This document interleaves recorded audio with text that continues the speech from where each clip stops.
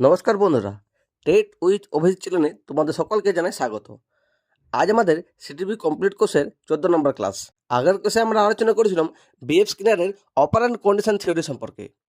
আজ আমরা আলোচনা করব আইভান প্যাভলভের ক্লাসিক্যাল কন্ডিশনাল থিওরি সম্পর্কে।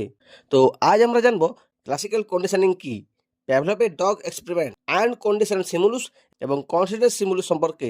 তারপর আছে আনকন্ডিশনাল রেসপন্স এবং কন্ডিশনাল রেসপন্স, এবং আছে এক্সিস্টেন্স, জেনারেলাইজেশন এবং ডিসক্রিমিনেশন, এবং আছে এই শিক্ষাক্ষেত্রে প্রয়োগ। তো চলো শুরু করা যাক। প্রথমে আসি আইভান পাভলভের পরিচয়। আইভান পাভলভ ছিলেন একজন রুশ শারীরতত্ত্ববিদ, অর্থাৎ ফিজিওলজিস্ট। তার জন্ম হয় 1849 সালে, মৃত্যু হয় 1936 সালে, এবং 1904 সালে তিনি পাচনতন্ত্র নিয়ে গবেষণার জন্য নোবেল পুরস্কার পেয়েছিলেন। কুকুরের নাড়া নিঃসরণ নিয়ে গবেষণা করতে গিয়ে তিনি ক্লাসিক্যাল কন্ডিশনাল থিওরি আবিষ্কার করেন। এরপর আসি ক্লাসিক্যাল কন্ডিশনাল কি। প্যাভলভের মতে যখন একটি নতুন উদ্দীপক বারবার একটি স্বাভাবিক উদ্দীপকের সঙ্গে যুক্ত হয়, তখন সেই নতুন উদ্দীপকও একই প্রতিক্রিয়া সৃষ্টি করতে পারে। সহজ ভাষায় দুটি ঘটনার মধ্য দিয়ে এই সম্পর্ক গড়ে উঠেছে।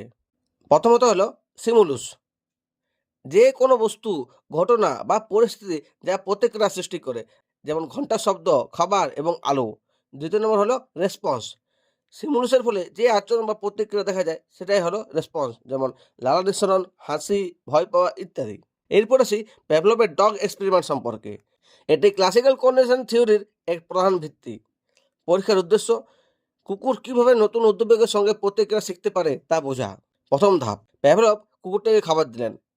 খাবার দেখেই কুকুরের মুখ থেকে লালা নিঃসরণ হলো। Food is equal to unconditional stimulus, অর্থাৎ ইউএস, কারণ খাবার স্বাভাবিকভাবেই প্রতিক্রিয়া সৃষ্টি করে। এবং salivation is equal to unconditional response, অর্থাৎ ইউআর, কারণ এটি স্বাভাবিক প্রতিক্রিয়া।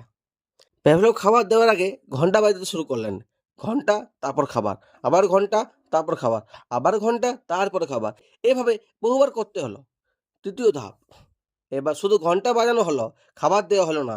অবাক করার বিষয়, কুকুরের মুখ থেকে লালা নিঃসরণ শুরু হলো, অর্থাৎ কুকুর ঘন্টার শব্দকে খাবারের সঙ্গে যুক্ত করে ফেলেছে। এরপর আসি এই পরীক্ষার বিশ্লেষণ সম্পর্কে। কন্ডিশনিংয়ের আগে food is equal two celebration, অর্থাৎ ইউএস, তারপর হচ্ছে ইউআর। কন্ডিশনিং চলাকালীন বেল প্লাস ফুড, অর্থাৎ সেলিব্রেশন, অর্থাৎ এনএস প্লাস ইউএস প্লাস তারপর হচ্ছে ইউআর। এবং কন্ডিশনিংয়ের পরে হচ্ছে বেল, তারপর হচ্ছে সেলিব্রেশন, অর্থাৎ সিএস, তারপর হচ্ছে সিআর। এর গুরুত্বপূর্ণ ধারণা, আনকন্ডিশনাল সিমুলেশন, অর্থাৎ ইউএস, যে উদ্দীপক স্বাভাবিকভাবেই প্রতিক্রিয়া সৃষ্টি করে, যেমন খাবার। আনকন্ডিশনাল রেসপন্স, অর্থাৎ ইউআর, স্বাভাবিক প্রতিক্রিয়া, যেমন খাবার দেখে লালা নিঃসরণ। ন্যাচারাল সিমুলেশন, অর্থাৎ এনএস, যে উদ্দীপক প্রথমে কোনো প্রতিক্রিয়া সৃষ্টি করে না, যেমন ঘন্টার শব্দ। কন্ডিশনাল সিমুলেশন, অর্থাৎ সিএস, কন্ডিশনিং এর পর যে উদ্দীপক প্রতিক্রিয়া সৃষ্টি করে, যেমন ঘন্টার শব্দ। তারপর আছে কন্ডিশন রেসপন্স, অর্থাৎ সিআর, কন্ডিশন সিমুলেশনের ফলে সৃষ্টি প্রতিক্রিয়া, অর্থাৎ ঘন্টার শব্দ শুনে লালা নিঃসরণ। এরপর আছে এক্সিস্টেন্স সম্পর্কে, অর্থাৎ বিলুপ্তি। যখন কন্ডিশনাল সিমুলুস বারবার দেওয়া হয় কিন্তু আনকন্ডিশনাল সিমুলুস দেওয়া হয় না, তখন কন্ডিশনাল রেসপন্স ধীরে ধীরে কমে যায়। উদাহরণ, ঘন্টা বাজানো হচ্ছে কিন্তু খাবার দেওয়া হচ্ছে না, কিছুদিন পর ঘন্টা শুনে লালা নিঃসরণ হবে না। এটাই হলো এক্সিস্টেন্স। এরপর আসি স্পন্টানিয়াস রিকভারি, অর্থাৎ এক্সিস্টিং এর পর কিছু সময় বিরতি দিলে কন্ডিশনাল রেসপন্স আবার ফিরে আসতে পারে।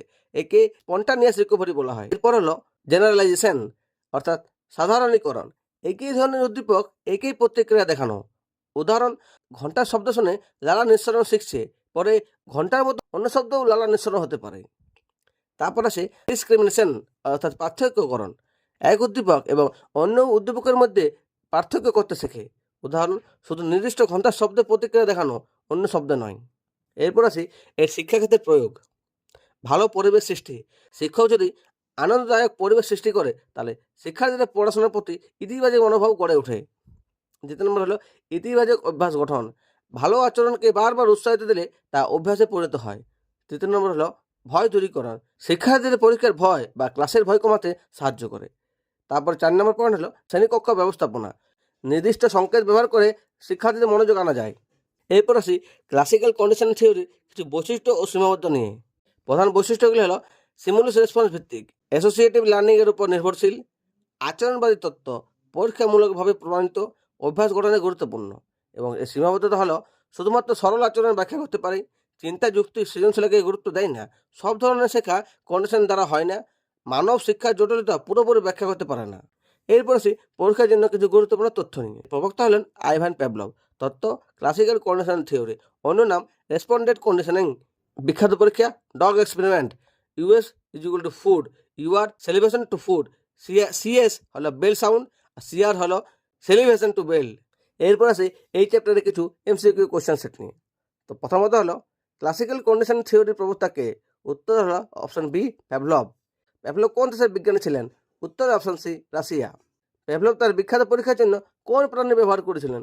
উত্তর অপশন বি, ডগ। তারপর আছে ক্লাসিক্যাল কন্ডিশন থিওরির অপর নাম কি?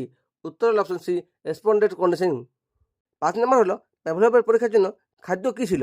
উত্তর অপশন সি, আনকন্ডিশনাল সিমুলেশন। খাদ্য দেখে কুকুরের লালা নিঃসরণ, এটি কি?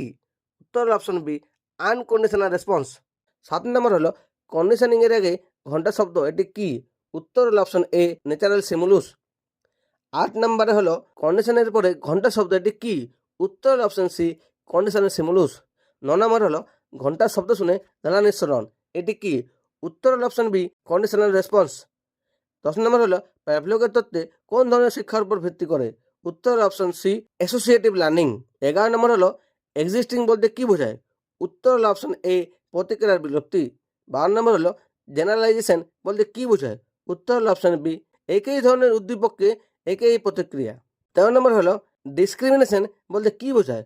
উত্তর হলো অপশন এ, পার্থক্যকরণ। 14 নম্বর হলো প্যাভলভ কত সালে নোবেল পুরস্কার পান? উত্তর হলো অপশন বি, 1904 সালে। 15 নম্বর হলো প্যাভলভের তত্ত্বে সিএস এর পূর্ণ রূপ কি? উত্তর হলো অপশন বি, কন্ডিশনাল স্টিমুলুস। বন্ধুরা, আজ আমরা আইভান প্যাভলভের classical condition theory, dog experiment, US, UR, CR, CS, existing, generalization এবং ডিসক্রিমিনেশন সম্পর্কে বিস্তারিত জানলাম। তো মনে রাখবে, food is equal to US, salivation to food হলো ইউআর, বেল সমান সিএস এবং সেলিব্রেশন টু বেল হলো সিআর।